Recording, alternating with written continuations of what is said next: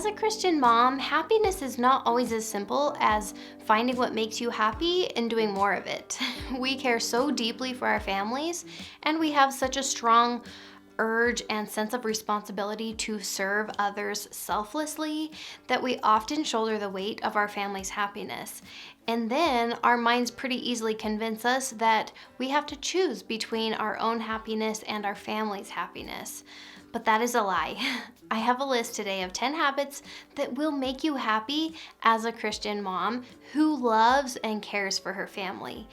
If you make it through the whole thing, you will realize that you don't have to choose. Every single one of these is a win for you as well as a win for your family. The first habit is to laugh. Paul Osenkup said, "Humor is not a talent, it's a habit." Research has found both short and long-term benefits. Laughter can increase oxygen to the heart, the lungs, the muscles, increase the endorphins that are released by your brain, improve your mood, and reduce physical pain. You know the scripture in 2 Nephi, Adam fell that men might be, and men are that they might have joy. We are here to have joy. We can improve our ability to laugh at the everyday situations. I tend to take things a little too seriously sometimes, but as a parent and as a wife, we have to learn to laugh. Mistakes, messes, broken things, cute things that they say, it is contagious, and we have the power to really break tense moments with laughter and positive energy. Now, if this is hard for you like it is for me, I really don't want you to feel bad about it. It's very common for us as moms to go throughout our day with a more masculine energy. That is the energy that gets things done and kind of takes control, takes the lead with things, and we have to bring that a lot in parenting and homemaking. And if we can kind of tap into more of that feminine energy, it's just being a little bit more mindful, because laughter can bring a lot of positive benefits and, of course, happiness into your day. The next habit would be to admire. Sarah Therese, who has a fabulous YouTube channel, teaches her kids that they don't have to buy something in order to appreciate it. What I would encourage you to do is to learn to admire more. Admire really just means to look at with pleasure or respect. So instead of comparing, let's get into the habit of admiring. Social media, other moms in the neighborhood, family, friends, look at other women, at other moms with a sense of admiration. We don't have to have all the qualities. We don't have to have all the strengths. We can admire them in other people. Similarly, we don't have to own all the things, all the stuff. We can take pleasure in seeing it at other people's houses, at the store, whatever they're wearing, whatever their house looks like. Get in the habit of admiring that. Admire your children. God gave you these children to bring you joy. Get in the habit of admiring your husband. He loves you. He serves you. He is smoking hot. Admire him and let him know it. Eat. You will be happier if you are fueling your body consistently with nourishing foods. Explore what this means to you, what this looks like to you to be a good steward over your body. Think about what you're putting into it. You're a busy mama. Your body needs fuel. Get in the habit of eating at meal times, and I have focused lately on not snacking in between. I have focused on this probably the past 6 to 12 months, ever since reading the Madam Chic books, actually. I would highly recommend if you haven't read those. It talks about how, as Americans, I'm an American, we snack a lot, and we're essentially spoiling our dinner, spoiling our meals by just kind of munching constantly on usually junk food. And so I have kind of put an emphasis on eating a proper meal, getting enough in that sitting to where I'm probably not going to need a snack. Sometimes I do, depending on where I'm at in my cycle. Usually I'll need a little bit more between meals, but you can figure out what works for you, but really put an emphasis on those meal times. Make it a habit. It's good quality time potentially with your family. It's good solo time if you're eating by yourself. It's just a good chance to rest. As moms, we don't always get a lot of rest. It's a great chance to just sit, single task, eat your meal, and really come to look forward to that. Let's stay on the health train for just a minute and talk a little bit about sleep. I cannot tell you how life-changing it was for me to establish a bedtime routine for myself and to stick to it. weekday, weekend, a lot of work to do, no work to do, it doesn't matter. Every single night, I'm in bed by 10 p.m. I will say I'm able to do that because I have a consistent bedtime for my children as well. Now, if this isn't necessary for you, that's totally fine. All of our bodies are different. Just take it from me that if you are looking for more happiness, make sure that you are resting adequately every single night. We want to be able to show up for our families every single morning as refreshed, as energized, as positive as possible. So establish the habit of a very calming evening routine that you look forward to and a consistent bedtime that gives you the rest you need. I talked actually last week about my evening routine that I'll link. Connect. Connection is everything as a woman, and especially as a mom. Do not allow yourself to feel isolated and alone. Reach out to other women for friendship. Set aside time to connect one-on-one with your kids. Prioritize time to connect with your spouse. All of that connection is so incredibly important.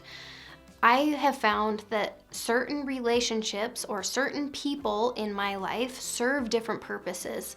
I have a friend that I talk everything health with. I have a friend that I talk about clothes and hair and kind of girl things. I have a friend that I talk kind of about everything, like kind of my deep, really solid connection. My sister is a person that I connect with pretty much on a daily basis, and those conversations and that relationship adds to my life in this whole different way. My mom plays a part. We have all these people in our lives, even each of my children, certainly my spouse. I am just saying that to help you realize that you don't need just one person, like your spouse, to fill all of your needs for connection in your life. Your spouse is going to be its own thing, and that's going to fill you up in its own way. And look to other people, allow other people to fill up other aspects of your life. If it's on one person, it can be really draining, really exhausting, and disappointing and discouraging. So if you find yourself in that boat, you might realize you need to find more people. You need to kind of spread the load a little bit more, recognize kind of your needs, your areas of interest maybe, and find people in each of those areas. So it doesn't have to be on one person. Celebrate. This is a trickier one for me. Get in the habit of celebrating the wins. I did do this at the end of 2024 before looking forward to 2025. Just to really acknowledge the things that worked, the things that went amazing, or the things that I accomplished. It's so easy to focus on all the things that we're not doing, or the things that have not gone well, or the days that were just terrible. But it's just selling ourselves short, because there are always little tiny victories, or maybe big ones, that we can celebrate. So I did this as I looked forward to 2025. I also tend to do this after most holidays.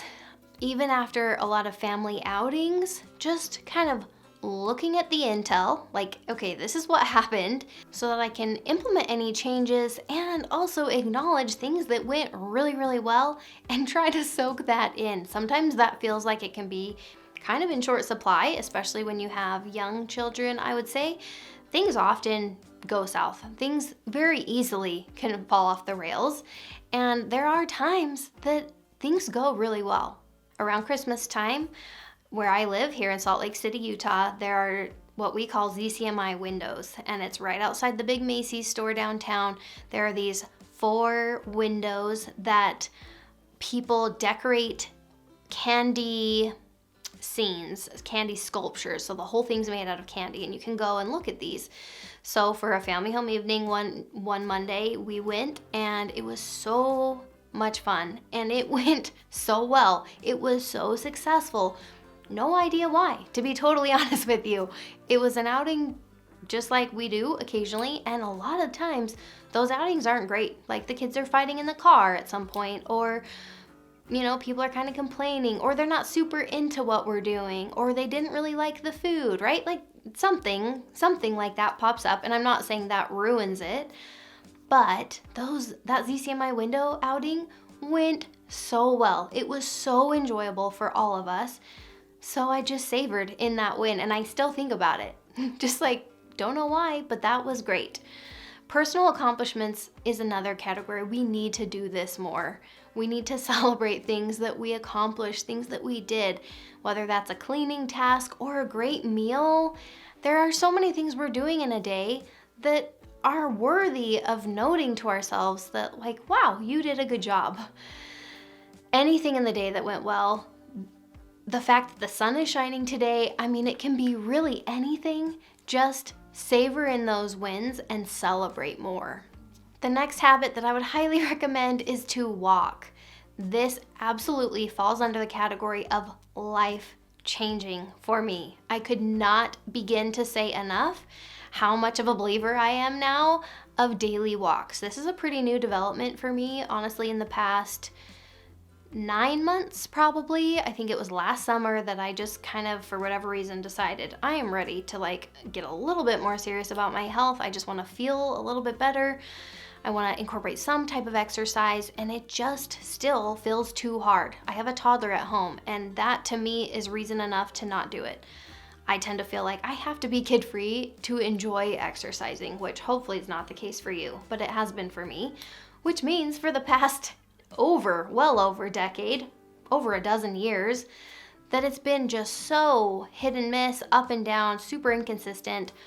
And for whatever reason, I just decided, I think I just need to try walks. I'm just gonna start walking. And holy cow, it's amazing. You can get out of the house. You can do it at any season of life, right? Postpartum or homeschooling, like teenagers, honestly, any season of life. It costs you nothing, and you can just go and do it to your heart's content. I've found that because I don't have to change out of my regular clothes and get into workout clothes, that's huge for me and encourages me to do it. Because I can bring my kids with me and it's totally fine, that encourages me to do it. What's been really helpful for me is to find out what helps me look forward to it. So I do enjoy it, but on times that I maybe wouldn't like to go, what am I gonna do? Can I listen to a podcast? Can I listen to some music? Can I Marco Polo a friend?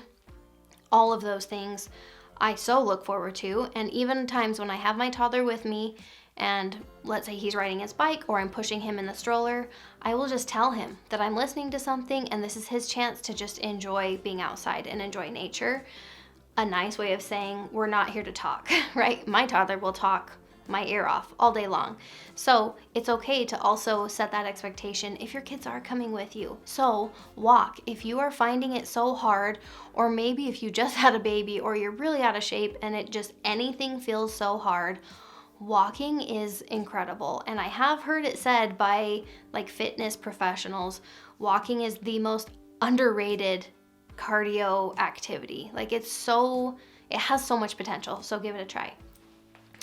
Pray. Prayer brings happiness for me. Connection with my Heavenly Father, slowing life down to really focus on gratitude, to kind of reflect over my day, to think about my life. It is such a great set aside, designated time for me to do those things. It's really easy for me to get just caught up in the day, hustle and bustle of life or the to-do list, gratitude is not always top of mind, or kind of seeing the big picture is not always top of mind. And prayer allows me to take that step back, to kind of take that pause in my daily life and really reflect and connect with that really important part of me. It does also bring me a lot of joy to set this example for my kids, to allow them to see me kneeling by my bedside, praying every single morning and every single night, really just taking those few minutes to focus on something bigger than myself. The next habit is to enjoy. It's really common for us moms to end up shutting off the part of ourselves that allows us to enjoy things. That might sound strange, but I'm sure you can relate. I have been there. I'm really not sure what we think we're accomplishing by doing this. Maybe we feel like we're doing our duty and, handling the to-dos and putting everyone before ourselves. But I would strongly encourage you to find beauty in the mundane. Find ways to enjoy those daily, probably repetitive tasks that you're doing every single day. Make meals that you enjoy. Just a suggestion. Use candles at night instead of the regular lights. There are a lot of things that I have found over time and over kind of really putting in the effort that help me enjoy my day, that help me look forward to things, help me find just more happiness and more joy in life in general. We're here to feel that. We are here to find that joy, to find that happiness. So it is worth making the effort to enjoy more. Number 10, I would just say choose. A really great quote from Russell M. Nelson. He said, "Women see things differently than men do. Your nature leads you to think of others first, to consider the effect that any course of action will have on others." Isn't that so true? As moms, we are so aware and care so deeply for others. This is part of our nature. And as women, it's a huge blessing to us and to our families. And it's a very heavy burden to bear. It takes a toll when time and time again we sacrifice everything for the sake of our family members. So how can you choose yourself? What habits could you choose that would make you really happy because they would be sending a message that you actually matter? And if you're drawing a blank, it's totally okay. Like, you're not alone. Just ask yourself maybe what makes you feel beautiful. That would be a great start. Are you getting yourself ready for the day? Do you know what clothes you feel good in? How do you like to do your hair? How do you like your makeup to be? How do you like to see your nails? I believe that all of this matters in a really big way because it's how we are presenting ourselves every day. It's how we are showing up for our day. It doesn't matter in the sense that like it matters how you look, but it matters how you feel. I want all of you ladies to know how incredible you are. You deserve all the happiness in the world, and it's up to you to start making more of it for yourselves. If you do want more inspiration in your wardrobe, check out this next video, and I'll see you very soon.